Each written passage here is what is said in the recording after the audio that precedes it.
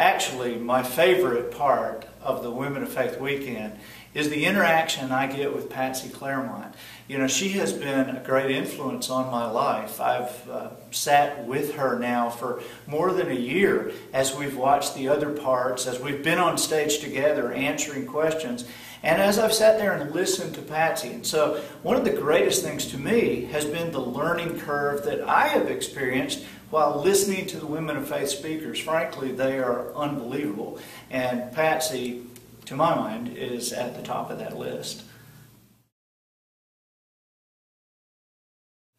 You know, the thing that makes Women of Faith unique in my mind, and I don't know if anybody else has noticed this, but it's like all women. I mean, I sit in there and I'm looking around and I'm the only guy. People say, well, what do you do with Women of Faith? Are you kidding me? There's 15,000 women in there. I do whatever they tell me to do. I carry their luggage. I pour their coffee. It's an amazing experience. And actually, I have gotten a great perspective about ladies and their thoughts. And being a married person of 23 years, I can use all the perspective that I can get. My wife is awesome, but boy, I see her affirmed every weekend by the decisions and the actions and the choices that these ladies are making. I'm around some of the greatest women speakers in the history in history, I guess. I mean, with Patsy and Marilyn and Lisa, and of course I'm very aware of the speakers on the other side with Sheila Walsh and some of the others. And so I am having a blast. And then, of course, the singers. You know that Sandy Patty is with us? Do you know, I don't know if you know this or not, but she has a great voice. Great voice. Amy Grant, too. And Mandisa, too. I mean, I love these ladies. One of the things that people might not consider, one of the things that I have taken away from my experience with Women of Faith is a very deep appreciation for the people behind the scenes who run an event like this. I don't think anybody has any idea what it takes to put this on weekend after weekend after weekend.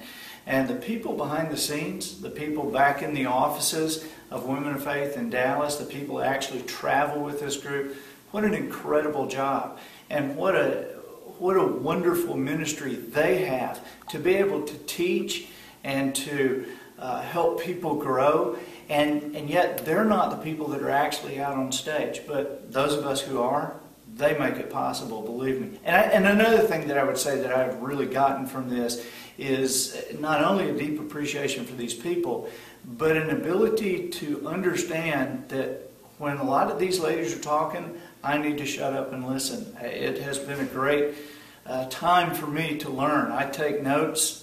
And amazingly, I take notes week after week. You'd think I'm hearing the same thing. And sometimes the same topics are covered. But believe me, these ladies are digging in, these speakers and these communicators. They're digging in, they're learning. And week after week, they get better, more insightful. And I'm learning a lot. I do want women to understand that God has great things planned for you, just like it says in the Bible. Of course, our big aggravation about God is He never seems to be under any obligation to tell us what He's doing. But just because crazy things are happening in our lives doesn't mean that there can't be choices that will lead you and your family to a place that God wants you to be. There is great encouragement in life, because even the hard times we suffer are like a weight program. You know, you suffer these hard times, you go through these hard times, and it makes us and molds us and shapes us to become the person that we were meant to be. Just like God had an amazing physical fitness program for the children of Israel when they were trying to get away from Egypt. Remember, Moses would say, okay, we let our people go, and then the Egyptians would put more work on the Israelis and more work, and it would get worse and worse. And a lot of them were saying, hey, quit talking to them because this is getting harder and harder.